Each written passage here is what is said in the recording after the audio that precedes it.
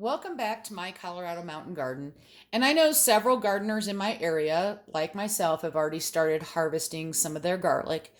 I have two of my beds are now curing in my garage. The other two I have not harvested yet. They're in a more shaded area, so the garlic's not ready. After I get done curing it, then I need to store it. And while I will be making, garlic powder and some more dehydrated garlic chips because I like using those in soups and stuff, a lot of it I want to store. And the best way to store it is in a breathable bag. You can also store it in like a wicker basket or a metal basket, like that has air that goes through it. But then you want to cover it with something because the top, you really want it to be dark. So if you put it in a basket, you don't want to leave it on your counter. You want to put it like in a cabinet or a closet or your pantry.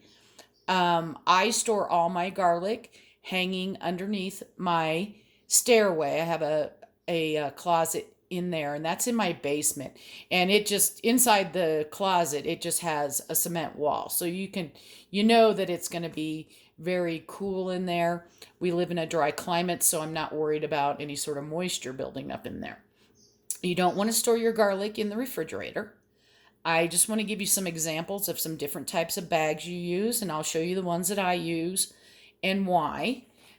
This is a nice little decorative bag that came in a gift set that I got one year as a present, and it came with a garlic bag and a um, potato bag and an onion bag in different sizes. And this is basically it's a mesh.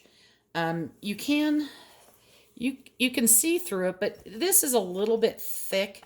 This is fine for once I've brought garlic upstairs and I have it in my kitchen because it's pretty and while it's out.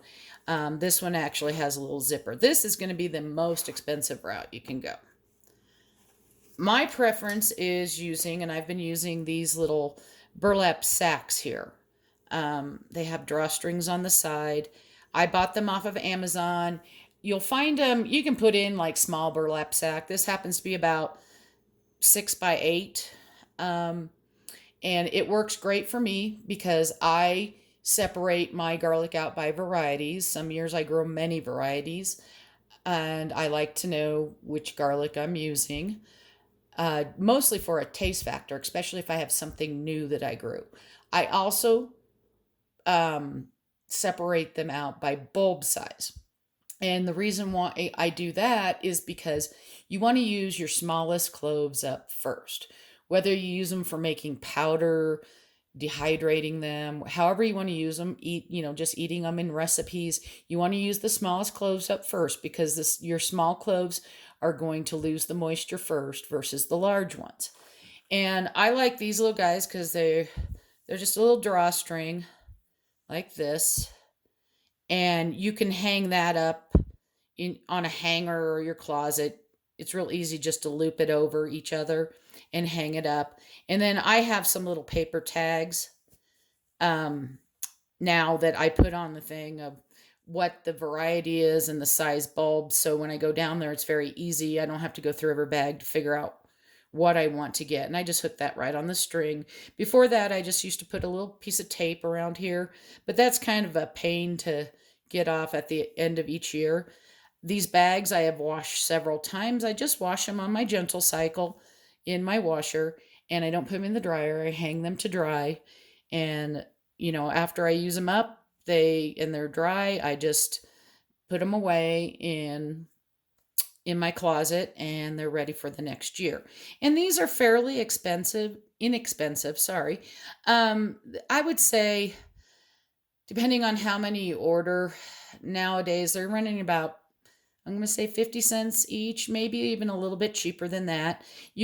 I got mine on Amazon. You could probably find something like this on uh Hobby Lobby, things like that. I went with the one that had the nylon cord versus the regular jute because I knew I was going to be washing these and I was afraid that jute would eventually deteriorate and come out. I also made sure that mine had the seams sewn in. Okay, so this next one, what this is, it's a paint strainer. It's for putting over a 5-gallon bucket if you need to strain paint. But what I use these for, but they could also be used for garlic, is when I process my wax cappings from when I harvest honey. Um, I put those wax cappings in here because they're very dirty, and then I tie it up with a piece of, oh, just this like butcher's twine. And then that goes into my boiling water where I'm rendering down that wax and it catches all that goo. But you could use this. Again, these are very inexpensive. Your hardware store may even have them. I've never tried washing these because I have the brown ones here that I use, but I imagine you can wash them and just hang them to dry again. These are plastic. They got little vents in them. It's not a solid thing.